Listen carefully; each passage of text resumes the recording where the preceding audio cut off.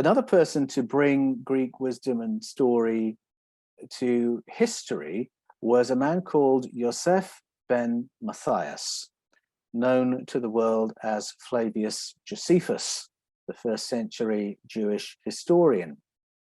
I was very interested to discover in my research for Escaping from Eden that Josephus appealed to Greek mythology as to history. And in particular, he appealed to the clash of the Titans as history. And so the Greek myth in which Uranus and Earth come together and create the Titans has a very nuts and bolts layer to it if you read it through the lens of Josephus. Non-terrestrial mingling with terrestrial makes for new kinds of beings, similar to humans, but much bigger, much cleverer. They are leaders, they are the men of legend. And we hear echoes of that clash of the Titans in the worldview of Pythagoras and Plato. Now, Josephus recognized that as a parallel of the narrative to be found in Genesis 6 in the Bible. That's the story in which human females are abducted by Bene Elohim, and they create hybrid offspring called the Nephilim, the giants, the men of legend. And Josephus says, these men of legend are what the ancient Greeks called the Titans. And there are still Titans today. Their descendants are among us. Descendants or throwbacks are among us. We have one or two on display in the present day, says Josephus while he's writing. And so what I found fascinating there is that he's referring to the clash of the Titans in Greek mythology, Genesis 6 in the Bible, as history. History that could be correlated with objective evidence in the present day. Now, we never learned Greek mythology that way at school. We did not expect to find history in it or anything like it. I mean, non-terrestrial intelligent beings abducting and hybridizing with human beings, how could that be history?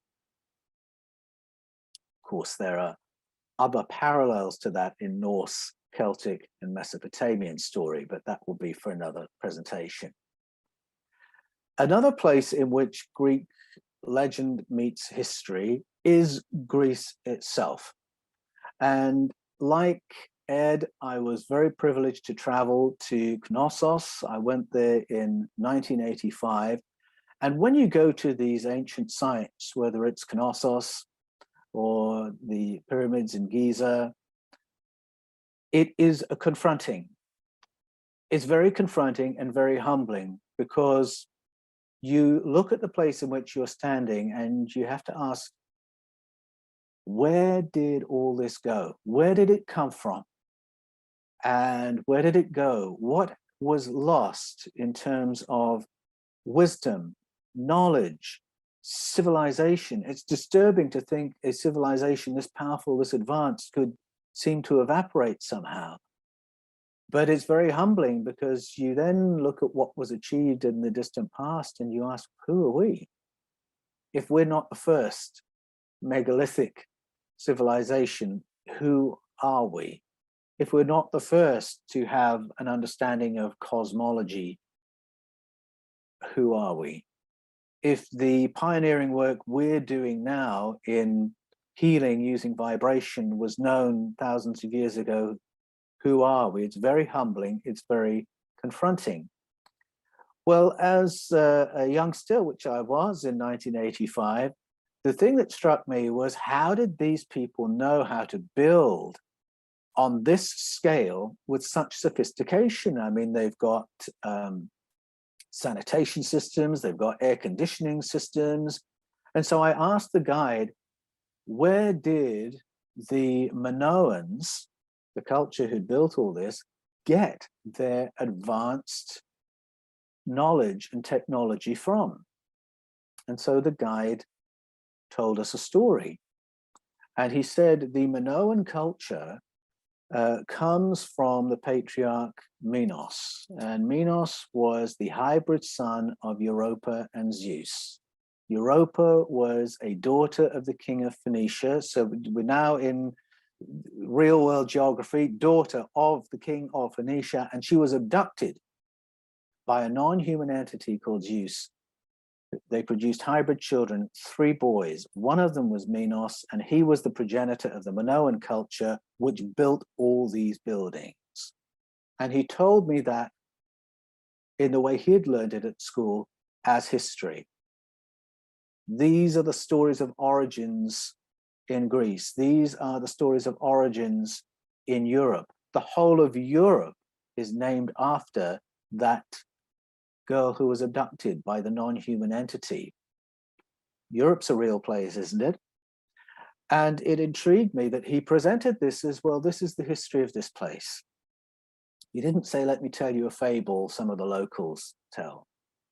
And so I found that quite challenging, but it intrigued me because, of course, the Minoan culture is not the only culture to claim a non-human entity or a hybrid entity as the progenitor of that culture. And you have to raise an eyebrow as you see that motif repeat. And by the way, I should say, I just loved how Ed captured that feeling of being humbled when standing in these places full of such ancient heritage. And if you can go to any of these places, absolutely do, because it's a life-changing experience that you have there. Now, something to note from that story of Europa and Zeus that took me by surprise when I discovered it, and that was to learn that Zeus died. He was killed in a battle. And so when I had come to the stories of the Greek gods, I had brought with me other ideas about gods. I thought gods were immortal. I thought gods were sort of transcendent, multi-dimensional beings. The idea that you could fall over dead in a battle if you were a god was not part of my worldview. And so I found it interesting how the Greek stories of the gods dethrones that god language. And you have to ask, all right, well, what kind of entity are we talking about? You look at the stories of the Greek gods, they're flawed, they're fractious, and they're mortal. And again, in that story of Europa, there's abduction, there's hybridization, there's offspring who are large and clever, and Minos becomes the progenitor. And it's part of a family of stories around the world. And so I think it's interesting to read the Greek stories alongside other world mythology and see if that brings different questions to these stories. Another place where Greek myth meets history is in the work of Plato, somebody I'm a huge fan of. And as you read my series of books, Escaping from Eden, then The Scars of Eden, then Echoes of Eden, you will get an impression of how Plato is really leading me in my thinking and my reframing, and I think has something profound to offer the world today, just as he did 2.5 millennia ago. I think it's a wonderful testimony that he's been in print all this time, and getting used to his style and learning to read him is a very rewarding journey indeed that I'd recommend to absolutely anybody. The thing I'm going to mention about Plato here is that he brought to philosophical conversation and scientific conversation and worldview information that really was global, just as Pythagoras did. He brought information that was Eastern, that was African, and he synthesized it in an incredible way and then presented it in a way that he argued for on the basis of logic. But it's another source of information that I'm going to focus on now, and that's the information that he gained from a transpersonal experience, from a transformational experience he had in the company of the Eleusinian sect. in the Eleusinian complex overlooking the city of ancient Athens. Now, the Eleusinian sect, which we heard a little bit about from Marguerite, had maintained a tradition which had drawn from ancient Greek myths not only stories, but protocols for brokering contact experiences with these other kinds of beings, with transdimensional beings. Ceremonies that were, in essence, near-death protocols, very carefully curated to take the initiate to the gateway to other worlds, to have contact with other realms, other entities, so that they could have a rebirth experience for the sake of higher consciousness and a better human life. So they could have a rebirth experience that would be for transformation and what we might call ascension. And Plato describes the experience in intimate detail. And then he describes the shifts in his worldview that resulted from that experience. Now, he puts this all on the lips of Socrates, but he does it with such interior detail. I happen to believe the two of them had both partaken of the Koukion ceremony of the Eleusinian mysteries.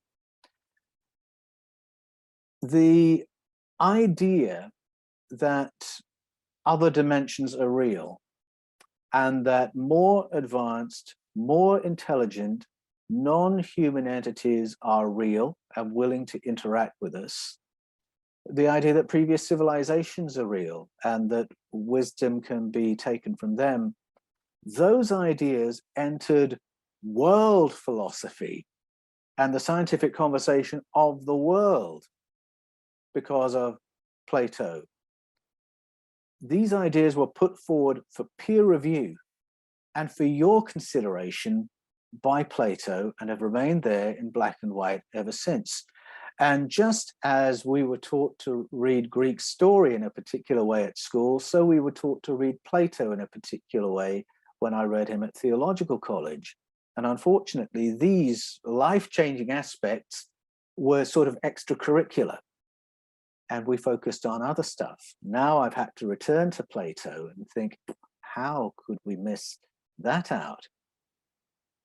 So Plato brings concepts such as reincarnation, higher consciousness, rebirth for higher consciousness, the ideas of holographic universe, the ideas of populated universe, brings them from Africa, brings them from India, brings them from the wider world, from these profound personal experiences, and introduces them to the conversation for the world at large. I think the idea that the ancient Greek mythos can inform your understanding of history, can inform your cosmology, and can transform your experience and your level of consciousness today, I think that is really revolutionary. And of course, the experiential aspect is still open to us today because psychoaffective tea ceremonies are still part of the shamanic offering of the world around the world. And there'll be people present today who know exactly what Plato was talking about when he described those experiences. And so that, saying that is a reminder that Greek protocols, as well as Greek stories, don't exist in a bubble. They are part of a world of ancestral narratives full of information, as I spoke of before, cosmology, atomic theory, energy healing, so on and so forth. And so I'm reminded that Greek myth does not exist in a bubble. I can think of a parallel that really interests me. When I had written Escaping from Eden, I learned from members of my family about the Mami Water tradition from out of Ghana. And Mami Water is an ancient tradition that says that you will never have a full understanding of what happens on planet Earth until you recognize there's a non-human layer to the story of Earth, to the story of humanity. And the Mami Water tradition talks about abduction experiences in which advanced neighbors abduct, sometimes it's females, often it's males, and take them to an underworld, specifically to undersea bases where they are used for hybridization, and they're not abused. And often the people who return from these experiences say, actually, I was treated in a beautiful and wonderful way, and I was very happy while I was there, except for the fact that I couldn't contact you, my family of origin. And I'm very closely connected with people who have had these experiences and returned with physical evidences of the stories they've told. So I learned of that from Ghana. And then, as if you read The Scars of Eden, you'll realize that took me on a journey all around the world to learn that that testimony exists in cultures all around the world. It's there in Ghana, it's there in Kenya. The story is told all the way down to the southern cone of Africa. You can hear it in the Yamoya stories of the Caribbean. You can hear it in the Luo people's story of Nyamgod to Wad Umbari from the 1500s. You can hear it in the Welsh story of Tylwyth Teg. You can hear it in the Fey stories of Scotland and Ireland, the stories of the Encantos from the Philippines. And when you notice the correlation of very detailed aspects of those stories, if you know Greek story, you will hear echoes of the Demeter, Hades, and Persephone, and story of the sirens.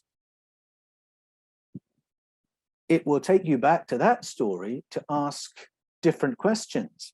Now, this is in no way to deconstruct the esoteric meaning that's embedded in the telling of that story.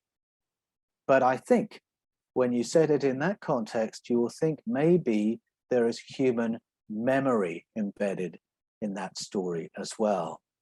And parthenogenesis may have roots not just in ancient story, but in ancient experience. Ancient experiences of hybridization and what today we would call cloning.